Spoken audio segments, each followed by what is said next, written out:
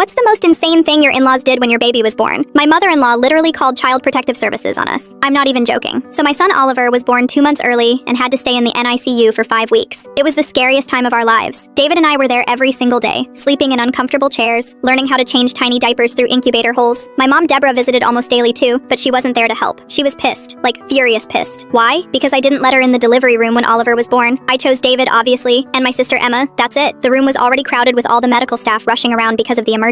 But Deborah took this as some personal attack. She kept saying things like, "I gave birth to you, I should be there," and "I'm being robbed of my grandmother" moment. Lady, your grandson was fighting for his life, and you're worried about photo ops? The whole time Oliver was in the NICU, she'd make these passive-aggressive comments. Well, if I had been there from the beginning, maybe things would have gone differently. What does that even mean? Like my choice of delivery room guests caused premature labor? When Oliver finally came home, we were exhausted, but happy. David had taken 2 weeks off work, and we were figuring out this whole parenting thing. Oliver needed to eat every 2 hours, even at night. Our apartment looks like a baby supply store exploded. Bottles everywhere, burp cloths on every surface. About a month after we brought Oliver home, someone knocked on our door at 10 a.m. I was still in my pajamas because I'd been up since 4 a.m. with feedings. This woman shows her badge and says she's with Child Protective Services. My heart literally stopped. She said they received an anonymous report about child neglect. Someone claimed we were leaving Oliver alone for hours and that our home was unsafe. I started crying immediately. David rushed over in his work clothes, confused and panicking. The CPS worker, Janet, was actually really nice. She could tell we were just scared new parents, not neglectful ones. She walked through our apartment, checked our fridge for formula, looked at Oliver's crib setup, asked about his feeding schedule. Oliver was clean, fed, and sleeping peacefully in his bassinet. Our place wasn't Pinterest perfect, but it was clean and safe. Janet left after an hour saying everything looked fine and the case would be closed. But she had to investigate every report. That whole visit messed us up though. We kept second-guessing ourselves. Were we doing something wrong? Was Oliver crying too much? Were we terrible parents? A few days later, I was venting to my sister Emma about the whole thing. She got this weird look on her face and said, "Callie, I need to tell you something." Apparently, Deborah had been bragging to family members that she knew how to get our attention and that she had insider knowledge about our living situation. Emma said Deborah mentioned knowing our exact apartment number, what floor we lived on. Even that, I usually napped in the afternoons when David got home from work. We confronted Deborah about it. At first, she acted all innocent. Why would I do such a thing? I love my grandson. But she was a terrible liar. She kept getting defensive and saying things like, maybe someone is just concerned about Oliver's well-being. We cut off her visits after that. No more coming over unannounced. No more daily phone calls asking intrusive questions about Oliver's eating and sleeping. 2 weeks later, she sent this unhinged email to both David and me. The subject line was, "My grandson deserves better." The email basically said she had to scare us into growing up and that we needed a wake-up call. She wrote that Oliver deserved stability and mature parents, and that we were too young and irresponsible to handle a premature baby. David screenshotted everything and sent it to his lawyer buddy from college. The lawyer was like, "You need to save all of this." He helped us trace the IP address from the original CPS report. Guess whose address it matched? Deborah's. We filed a formal complaint with CPS about false reporting. Apparently, it's actually illegal to make fake reports, and they take it seriously because it wastes resources from real cases. Deborah tried one last desperate move. She filed for grandparent visitation rights, claiming we were keeping her from her grandson without cause. But with all the evidence of her calling CPS and her crazy email admitting to it, the judge threw it out immediately. I blocked her on everything.